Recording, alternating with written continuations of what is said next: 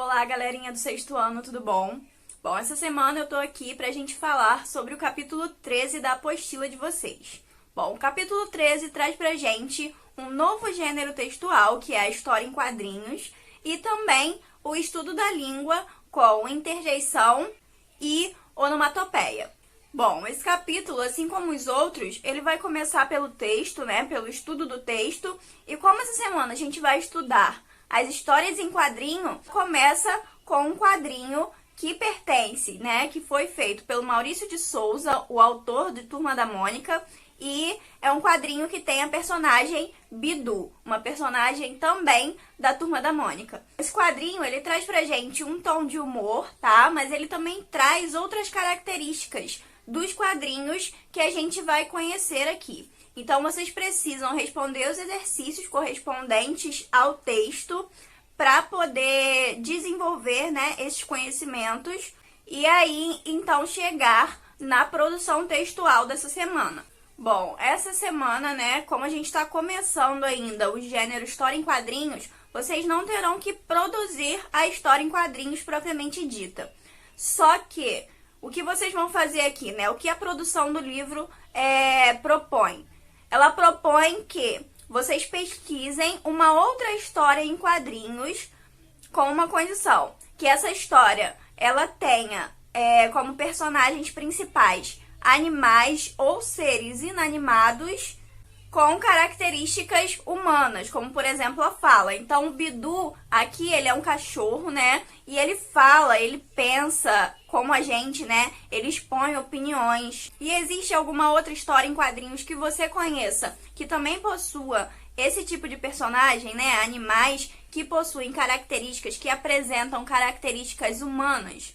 Bom, se sim, vocês vão utilizar esse quadrinho para atividade aqui. Se não, vocês vão pegar uma das sugestões abaixo. Então, essas HQs, elas podem ser, por exemplo, do Garfield, né? Que é uma personagem muito conhecida.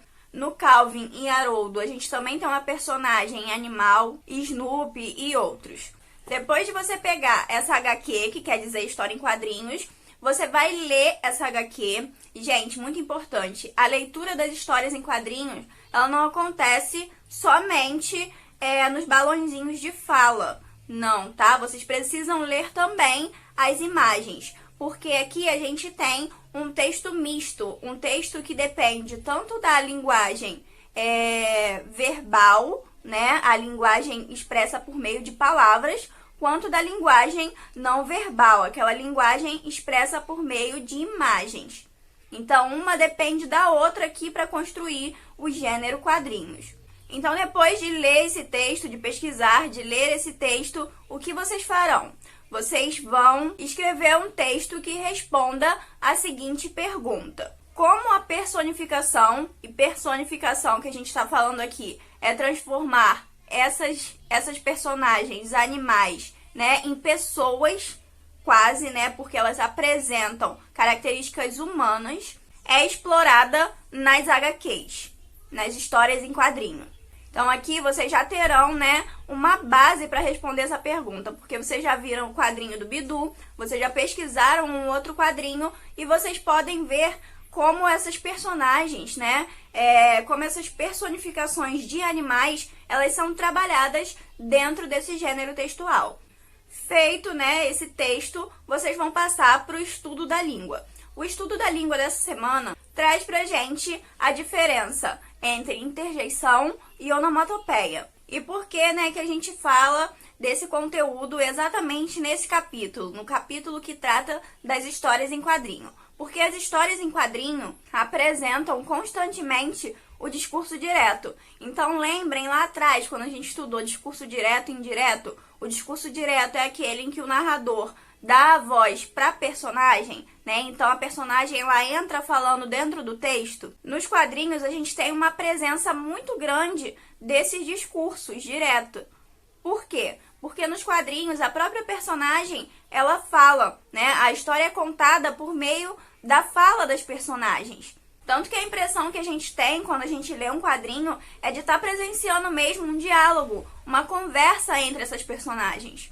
Essas falas dos quadrinhos que são apresentadas em balões, né, quase sempre, elas são ricas em interjeições, expressões populares e até mesmo onomatopeias. E o que são, né, a interjeição e as onomatopeias? Bom, a interjeição ela é uma classe gramatical da língua portuguesa. Assim como o adjetivo é o verbo, que a gente estudou também né, o substantivo, ela é empregada para expressar uma emoção de momento. Ela é específica de determinado momento. E nos quadrinhos elas funcionam como uma mini frase das personagens. Então vamos ver exemplos de interjeição. Puxa vida! Reparem que as interjeições elas apresentam sempre um ponto de exclamação após. Então, puxa vida, né? Quando a pessoa fala puxa vida, quando ela tá surpresa com alguma coisa, né? E aí ela vai estar surpresa por alguma coisa que acabou de acontecer. Como aqui, puxa vida, você esqueceu o roteiro? Né? Então, tá indignada, tá surpresa, indignada naquele momento, né? Porque acha que o diretor esqueceu o roteiro. Ou, né?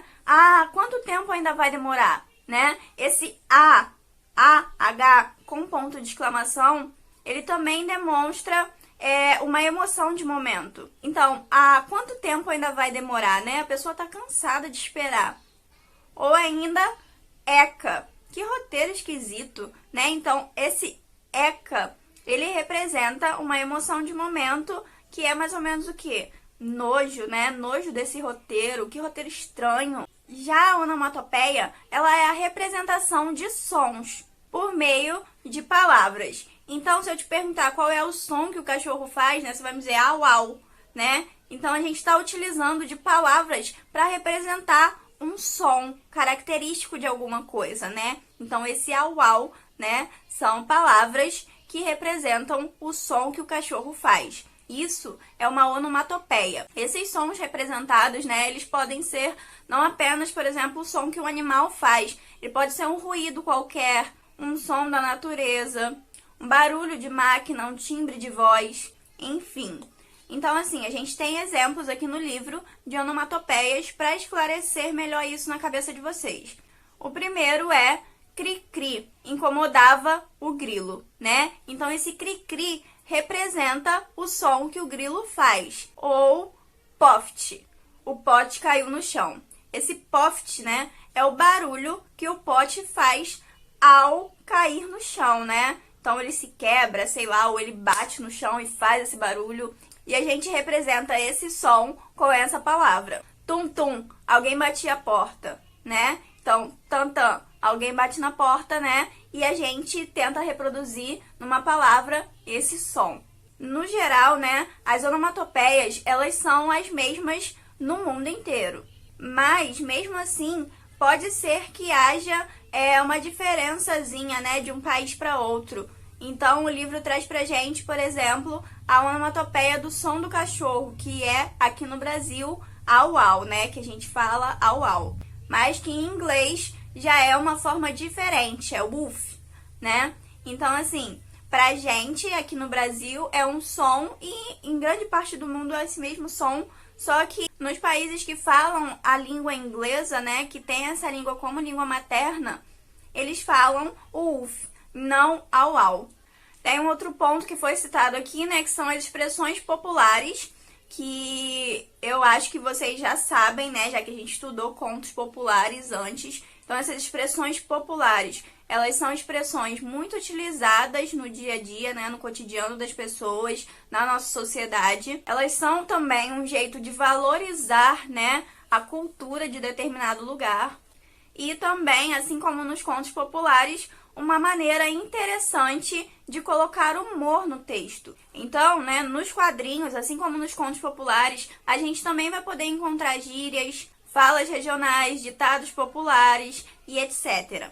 Tem um desdobramento, né, disso aí, que é utilizar essas expressões populares, que geralmente, por exemplo, se a gente pega a gíria, né, a gíria são expressões datadas. Então, as gírias que estão em alta hoje em dia pra gente não são as gírias que estavam em alta há um tempo atrás, sei lá, 5 anos atrás, né? Então, isso vai mudando constantemente. Se a gente pega um quadrinho dos anos 2000, a gente pode encontrar gírias que hoje em dia a gente não vai entender muito bem. né? Ou sei lá, se a gente pega um quadrinho de hoje em dia, uma pessoa que não está acostumada com as gírias de hoje em dia não vai entender muito bem esse quadrinho ou aquelas expressões que estão ali.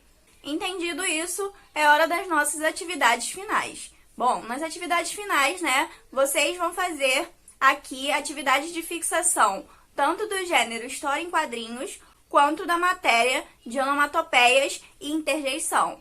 Até porque tudo isso tá meio que atrelado, né? As onomatopeias e interjeições, como a gente viu, e as expressões populares, elas são muito encontradas nas histórias em quadrinho. Então, vocês vão exercitar isso nas atividades finais e também fazer mais algumas atividades, que são as atividades extras que eu coloquei no estudo dirigido.